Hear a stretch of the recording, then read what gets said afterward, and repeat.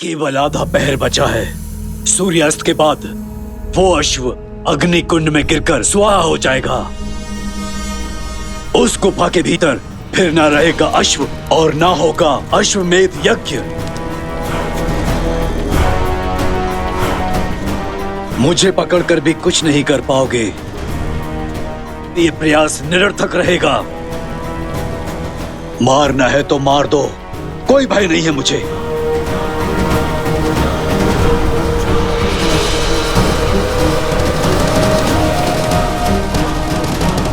आखिरी बार लवकुश को हमने उस गांव में ही देखा था। उसके बाद से ना उनकी कोई सूचना मिली है हमें और ना उनकी माता वन देवी का कुछ पता चल रहा है। किंतु एक विश्वास मैं आपको दिलाती हूँ, भगवान वाल्मीकि के इस आश्रम में कोई भी असुरी शक्ति पग नहीं धर सकती। लवकुश दो साधारण से ऋषि कुमारी तो हैं, जिनका मन प्रेम और तन साहस से भरा है। उनसे और उनकी माता से बहुत स्नेह रखते हैं हम सब यहाँ। और वन देवी, वो तो हमें साक्षात माता लक्ष्मी का रूप लगती हैं। आपसे अवश्य कोई त्रुटि हुई है राजकुमार।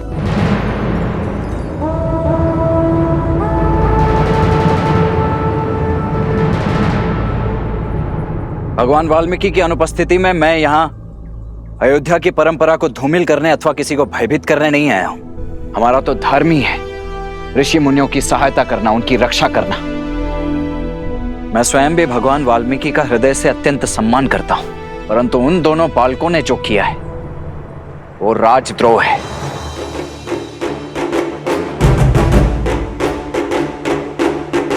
और भगवान वाल्मीकि के कारण ही मैं आज यहां केवल उन दोनों बालकों को समझाने आया हूं। आप सभी के पास कल सूर्यास्त तक का समय है।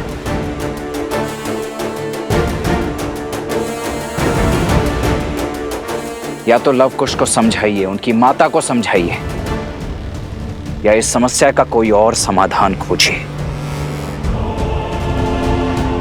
क्योंकि यदि कल सूर्यास्त तक लवकुश ने अश्वमेध यज्ञ का अश्व नहीं लौटाया तो उन दोनों के साथ जो कुछ होगा उसका उत्तरदायित्व राजा राम का कदापि नहीं होगा।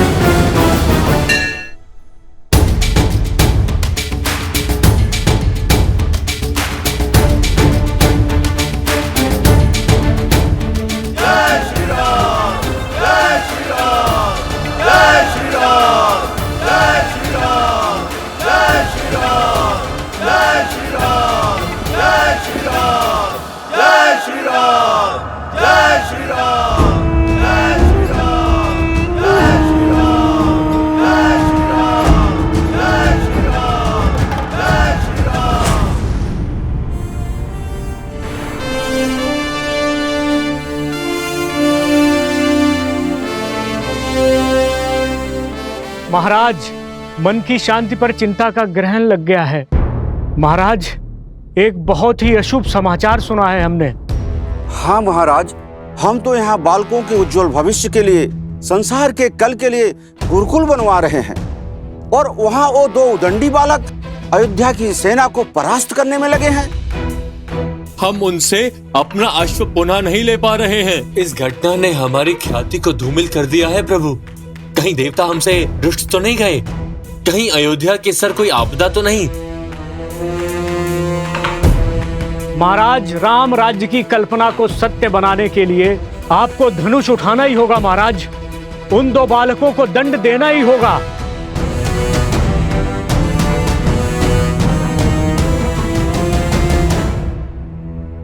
उन दो निर्दोष अबोध बालकों को मारकर क्या सार्थक होगा राम राज्य का स्वप्न? रक्तपात होगी राम राज्य की धुरी। कदाचित आप सबको ज्ञात नहीं कि उन बालकों ने जो कर दिखाया है वो अयोध्या की प्रजा या मंत्रिमंडल को करना चाहिए था। उन बालकों ने फल्गु को स्वच्छ किया, अपने प्राण दांव पर लगाकर प्रसेनी गांव के लोगों को बचाया है, प्रेतग्रस्त नगर को मुक्त किया। वो बालक जो कर रहे हैं रामराज्य की कल्पना के अनुसार कर रहे हैं, और इसलिए मैं घबराया नहीं हूं, बल्कि उत्सुक हूं ये जानने के लिए कि यदि उनकी सोच रामराज्य के साथ है, उनकी सोच मेरे साथ है, तो फिर अश्वमेध यज्ञ के अश्व को चुराने के पीछे का कारण क्या है? किंतु महाराज, यदि उन दो बालकों में इतना सामर्थ्य है तो अयोध्या की ख्याति का क्या होगा?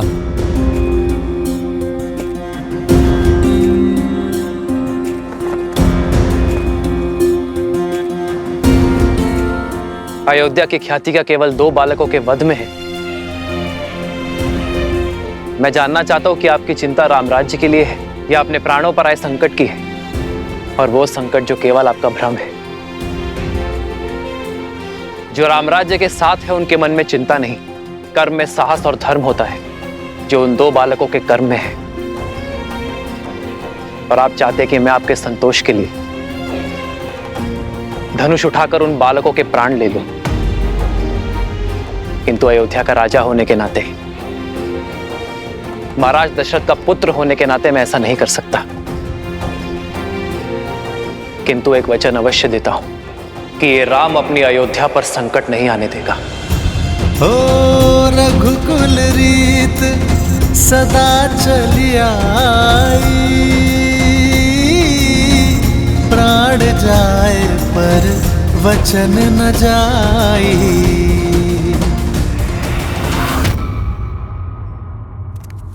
अरे अरे, इतने सारे प्रश्न हैं, पूछते क्यों नहीं? रोको उन्हें। सब कुछ बता तो दिया प्रभु ने, अब क्या ही पूछें। और वैसे भी अपने भय से घिर के ही तो यहाँ आए हैं। हाँ, कितने स्वार्थी हैं हम लोग, कितना बड़ा पाप करने चले थे, अपने महाराज पर संदेह कर रहे थे। और जब प्रभु आए थे तुम दोनों कहाँ थे? और तुम दोनों हो कौन? कौन हो तुम दोनों? कौन है ये? अरे फिर से दौरा पड़ गया, दौरा पड़ गया। अरे फिर से दौरा पड़ गया, मेरा मित्र मर जाएगा, बचाओ इसे। कोई वैद्य को बुलाओ, वैद्य को बुलाओ, बचाओ इसे, बचाओ।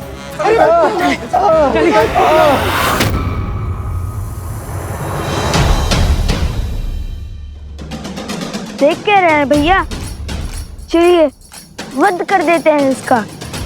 नहीं कुछ छोड़ देते इसे। छोड़ देते हैं?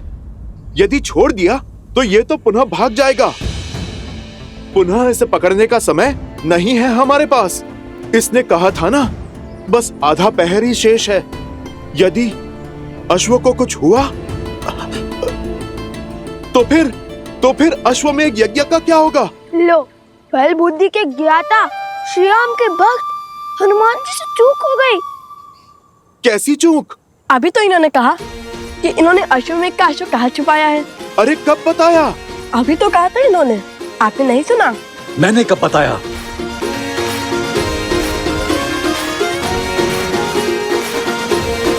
अरे मुझे तो बताओ कि अश्व कहाँ है? लो, आपने भी नहीं सुना। और वैसे भी हम आपको क्यों बताएं?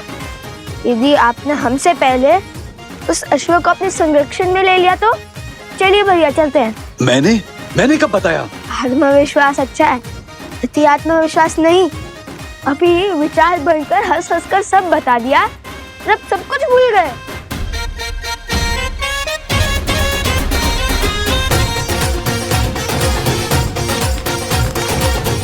ये तो उचित दिशा में जा रहे हैं।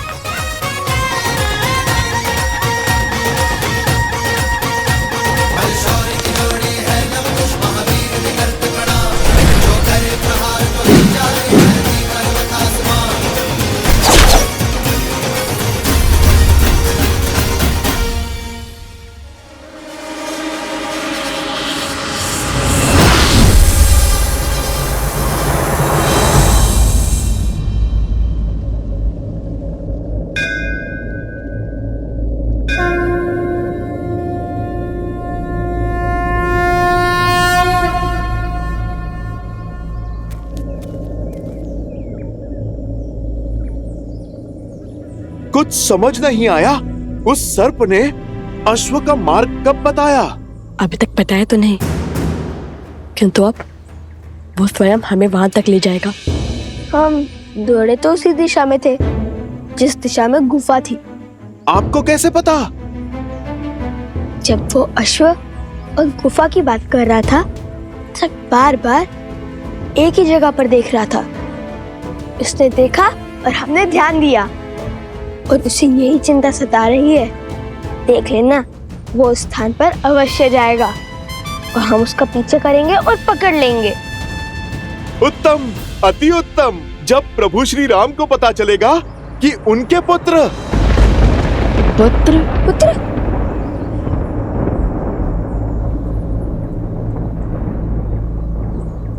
उनके भक्त साहसी ही नहीं बुद्धिमान भी है, तो प्रभु कितने प्रसन्न हो जाएंगे। आप मेरी बात मानिए, हम अश्व लेकर सीधे प्रभु के पास चलते हैं। पहले अश्व पकड़ ले, फिर शेष बातें बाद में निश्चित कर लेंगे।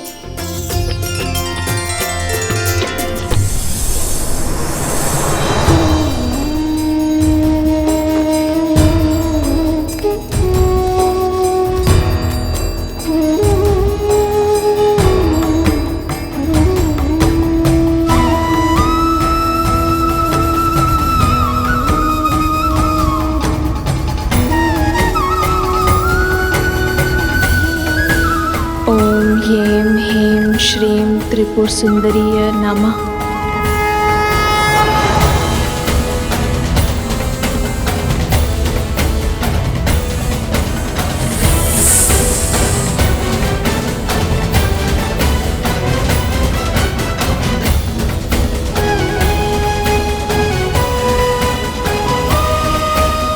ओम ह्रीं ह्रीं श्रीं त्रिपुर सुंदरीय नमः।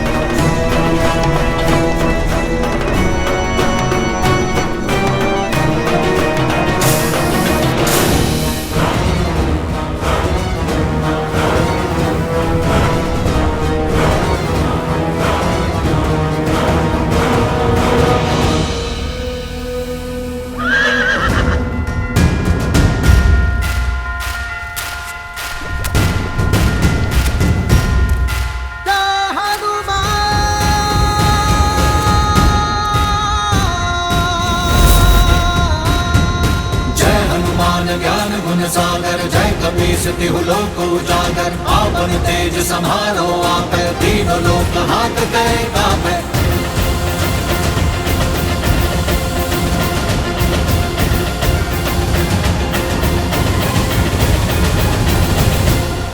हमें यहाँ तक पहुँचाने के लिए कोटि कोटि धन्यवाद।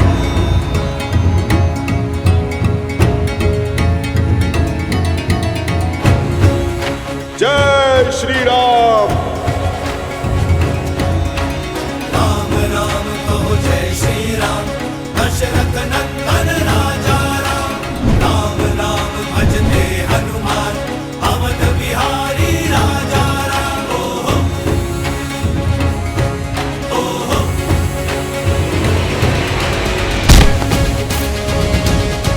ओहो।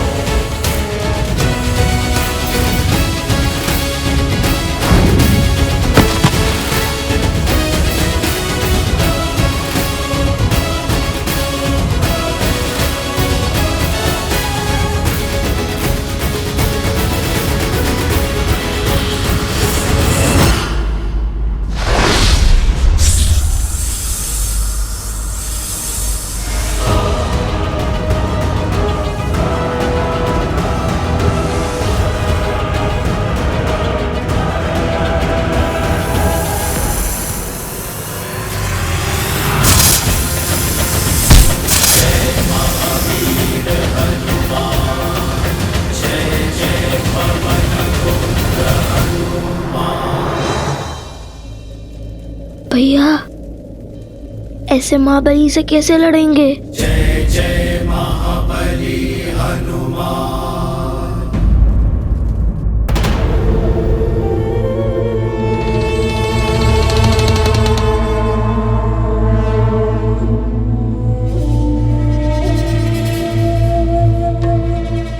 सागर की ये शांति सामान्य नहीं लग रही महाराज।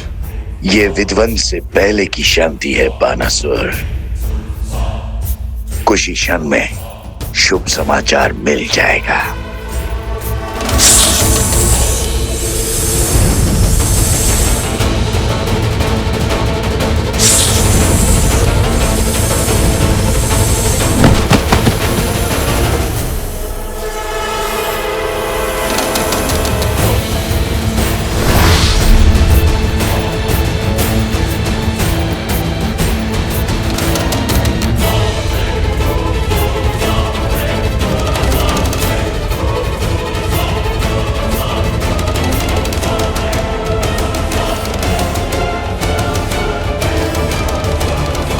मित्र, क्या हुआ तुम्हें? हनुमान जी लवकुश के साथ अश्व तक पहुंच चुके।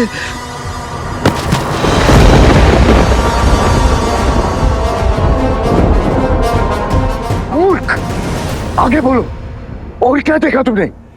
क्या हुआ वहां? ये कैसे हुआ? वो लोग अश्व तक कैसे पहुंचे?